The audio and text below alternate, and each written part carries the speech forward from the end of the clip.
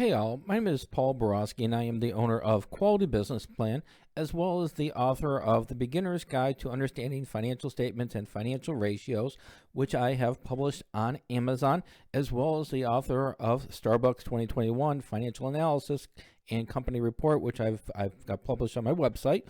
And what I'd like to do today is to give you all some thoughts and ideas as to Starbucks 2021, their cost of goods and their current ratio, give you a little bit of insight, of financial analysis insights for the trend for these two line items for the last 5 years. So the way the video is going to work out is I'm going to go ahead and we're going to analyze Starbucks cost of goods sold first. And then what we're going to do is we're going to dive in and take a look at the current ratio, what it is, how to calculate it, and what that means in the terms of Starbucks. And then from that point, I'll give you all a little bit of background about who I am, what I do, and why I do it. And then from there, we'll sum it up, wrap it up, and call it a day. All right, so with that said, let's zip through this handy-dandy little PowerPoint. All right, so first and foremost, as promised, Starbucks 2021, we're going to take a look at the income statement. Specifically, we're going to be sneaking a peek at the company's cost of goods sold. So if we just take a look at the line item, cost of goods sold, what we'll see is, in 2017, it was about $9 billion. Then in 2018, it was $10 billion. Then it went down to $8 billion, up to $7 billion, or down to $7 billion, then up to $8 billion. These numbers really don't give us a whole heck of a lot to play with. They tell us numbers and they tell us they're going up and down, but we need a little bit more to grab onto. We need a little bit more meat to sink our teeth into. And so when I analyze cost of goods sold for Starbucks or any other company, I'm going to compare this to some other line items. For example, I like to compare this to revenues. So for this right here, what I'll do is I'll divide the cost of goods sold into revenues, which will give me a percentage. So in 2017, this percentage was 40%. So this tells me that the cost of goods sold, for every dollar sold by the organization, cost of goods was about 40 cents. The next year, it went up. So for every dollar that the company sold, it cost them 41 cents. That's not a good trend in my most humble of opinions. However, in the next 3 years, the organization's cost of goods sold as compared to revenues would fall dramatically, in my humble of opinion, to 2021 at 30.1%. So that means that for every dollar that the organization sold, it cost them in cost of goods 30 cents as compared to 40 cents. So they just saved themselves a dime per dollar of revenue sold. Not a bad trend in my most humble of opinions. It's actually quite good. Another trend I'm going to compare this to is the average growth rate. So the average growth rate for cost of goods sold as compared to revenues for Starbucks in the last 5 years is 0.1%. We want to see this number growing at a slower pace as compared to sales. For Starbucks, their revenue growth rate was 7.5% in this time span. So this means that if their cost of goods sold increased, well, really, we don't know. But actually we do know, because we can see that it actually decreased. So as their cost of goods sold decreased, Starbucks either kept the prices that they're selling their coffees to their customers the same, or they might have increased them. Isn't that nice that the cost of the revenues are going up, their products are going up, but the cost of goods are going down? That's a great position for the organization to be in. So they did a real good job from that perspective as well. However, what's not so good is that the organization had a little bit of a challenge between 2017 and 2018. Their cost of goods sold was climbing as compared to the revenues. Fortunately, the organization not only made some changes, but there are sustainable changes because it's been a 3-year trend that they're doing this. So overall, the company is doing a real good job with the cost of goods sold. Next is going to be the current ratio. The current ratio, what that means to us is that does the organization have enough current assets to cover their current liabilities? We're going to pull this information off of the balance sheet. And so for this example right here, well, for the current ratio, since we want the current assets more than the current liabilities, the formula for this is going to be current assets divided by current liabilities will give us our current ratio.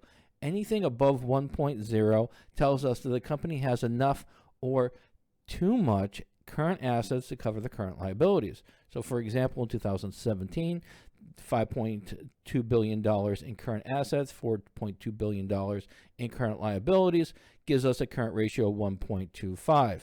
This tells us the company is they should be they have enough liquidity, or should have enough liquidity to cover their current liabilities in the next 12 months. So they should be solvent in the short term.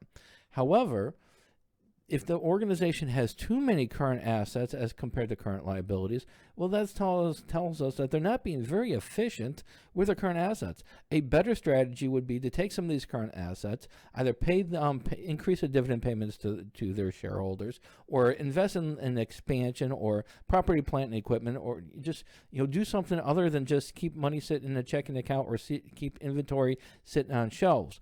And that's exactly what they did in 2018. Too many current assets as compared to current liabilities.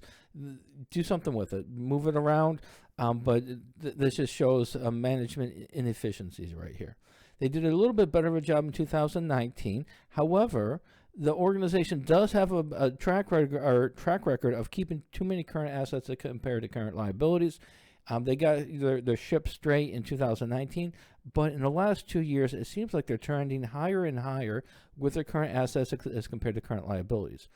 In my most humble opinion, an optimal current ratio for Starbucks would be about a 0.9. Yes, that is below the 1.0, which is the gold standard for finance. However, the organization does have cash coming in on a continuous basis. And because they have continuous cash flow, they should be able to optimize it, leverage it, and be able to pull a lower current assets as compared to current liabilities. And so a good trend is that the company does have sufficient current assets as compared to current liabilities for the last 2 years. A trend that's not so good is in 2018 they are well above where they should have been, and then in between 2019 and 21 they are trending higher in this regard.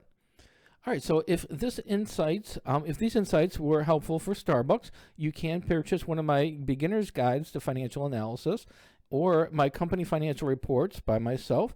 And you can do this by going to my website, qualitybusinessplan.com/public company financial reports. On that webpage, you'll be able to find company reports and beginner guides for Starbucks, for Apple, and for 20 or 30 or 15 to 20 other public companies in the U.S. All right, and then as promised, a little bit about me.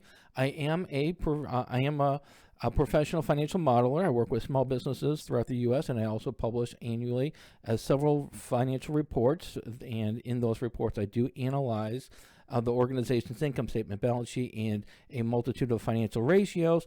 And then I do provide those reports for sale to help not only investors gain some insights into some of these companies, but also to help business students and accounting students to gain some insights as well. Next, I am a published author on Amazon, Beginner's Guide to Understanding Financial Statements and Financial Ratios. If y'all do want some just insights into understanding financial statements and financial ratios, definitely check out my book. And then finally, I am an adjunct professor and subject matter expert for business and finance. I design finance courses. I love finance, so I do have some background in that as well. And then finally, in summary, to wrap her up, be careful with your formulas. It's pretty straightforward with your current ratio, current assets divided by current liabilities. And then analyzing the cost of goods sold is pretty straightforward as well. But there are some financial ratios out there that differ between shops and between finance books and such and accounting books. So you make sure to compare any of the financial ratios that I put out there with what you're used to. Next, beauty's in the eye of the beholder. In financial analysis, I might say that the current ratio is too high for one organization, and then you might talk to somebody else, and they say, well, that's a wonderful thing. It's not just identifying the trends, but it's the justification behind it for the financial analyst to support the thoughts and ideas. And then finally, if y'all are looking for a report or a guide to help y'all with your financial analysis, whether it be for Starbucks, Apple, Nike, or one of many other companies, just visit my website, qualitybusinessplan.com, public company reports, financial reports, and have at it. As always, hopefully this information was helpful and insightful. If you like, give me a thumbs up on YouTube, and have a great day. Thank you.